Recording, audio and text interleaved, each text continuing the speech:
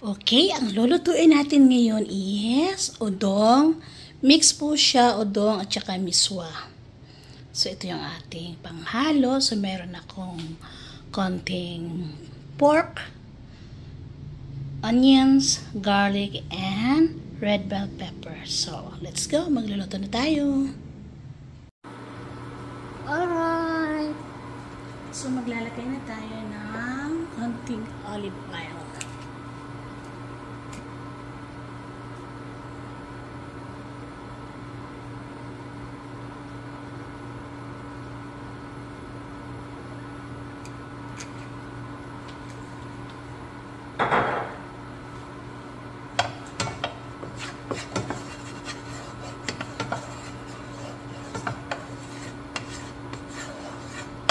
Painitin mo natin ang konti. Next, lagay natin ang ating onions.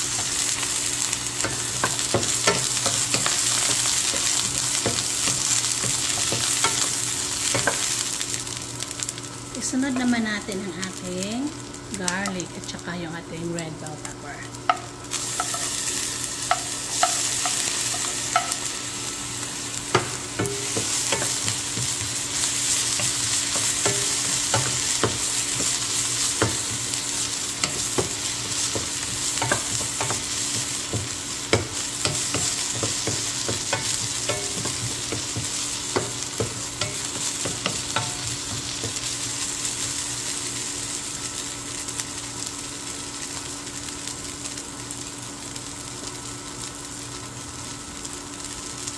Nalagay na tayo ng pepper.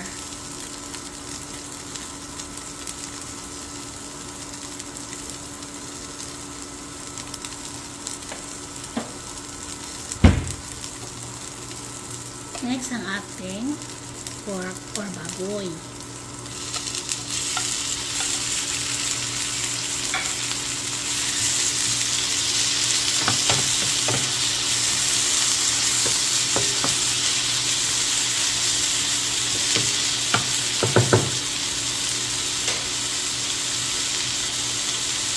Tatakpan muna natin siya.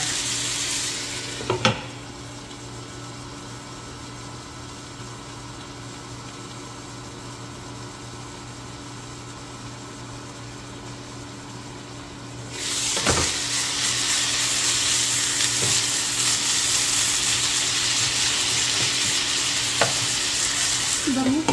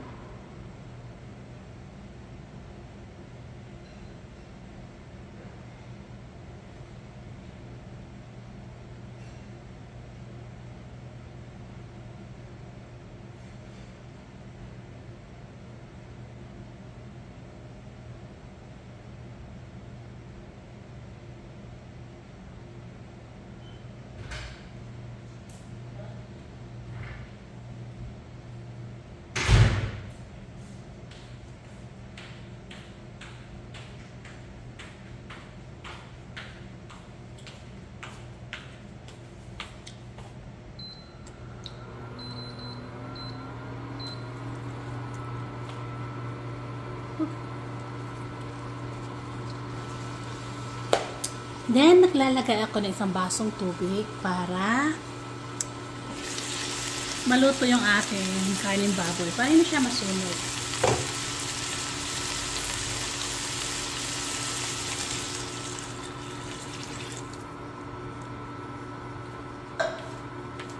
Dalawang baso na.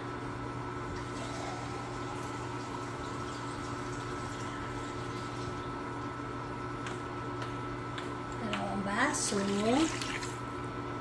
then, lalagay tayo na. Ang ginagamit ko po is pork cubes.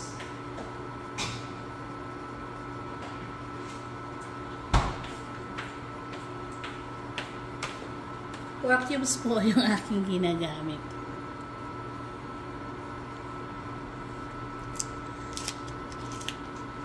Sobrang bango. Yung pagbukas ko pa lang, sobrang bango. Naglalagay talaga ako tuwing nagluluto ako ng udong na isang buong red bell pepper. Isang buong red bell pepper at saka isang buong sibuyas.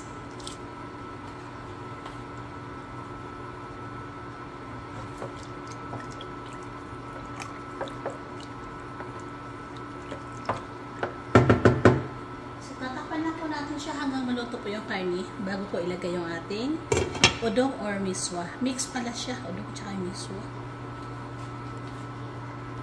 Okay, next. Isunod naman natin ang ating udong. Sarap po.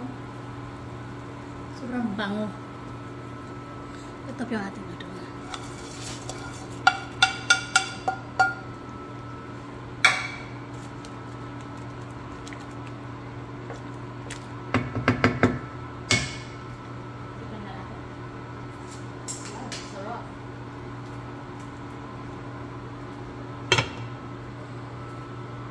Konting asin lang kasi may cubes na ako. Para lang malinam lang.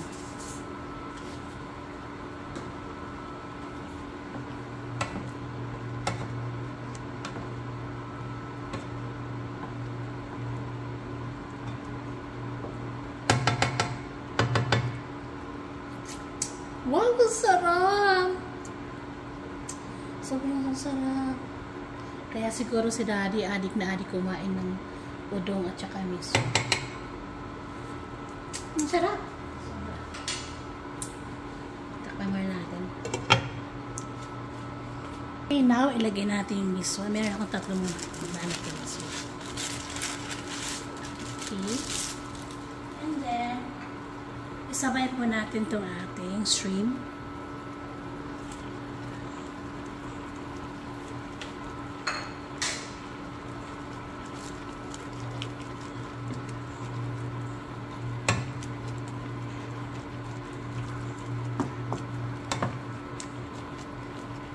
Kasi ang miswa naman, madali lang siyang maluto.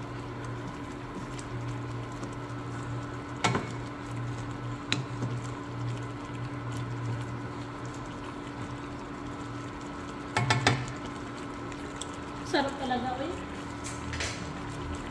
Okay, takpan natin.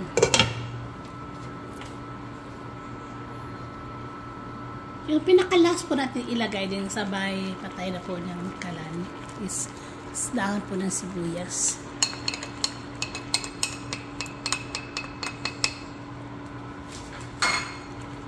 Ayan po. And then,